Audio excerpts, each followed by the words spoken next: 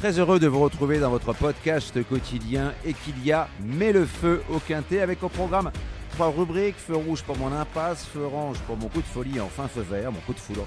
En fin d'émission, je vous révélerai mon ticket pour décrocher le pactole. Sur la grille de départ du prix de Saint-Cénéry-le-Géré à Deauville, 14 compétiteurs de 3 ans et plus après les forfaits du 7 Torpeigne et du 14 Salala vont en découdre sur le sable et la distance de 1300 mètres.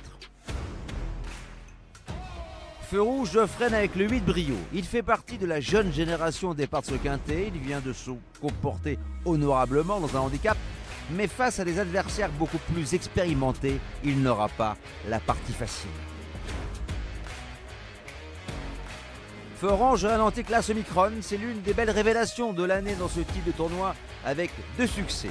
Lors de sa dernière tentative dans une course à condition sur le parcours qui nous intéresse, elle a conclu dans une belle action. Pénalisée de 4 kg pour ce retour dans les grands handicaps, elle a peut-être un peu moins de marge de manœuvre. En revanche, l'as dans les stalles va permettre à son jockey de la monter en embuscade et garder des forces pour l'emballage final.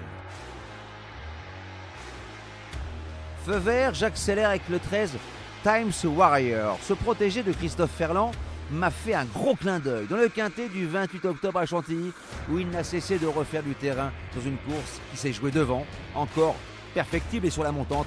Il a les épaules pour damer le pion à ses aînés. Pour mettre le feu aux poudres, je vous propose un quintet plus. Champ réduit flexi 50% avec le 13, le 3, le 6 et 2X associés à l'As, au 2, au 10 et au 11 pour la somme de 12 €. Et surtout, n'oubliez pas, si vous voulez aussi mettre le feu au quintet, rendez-vous sur votre plateforme de podcast préférée.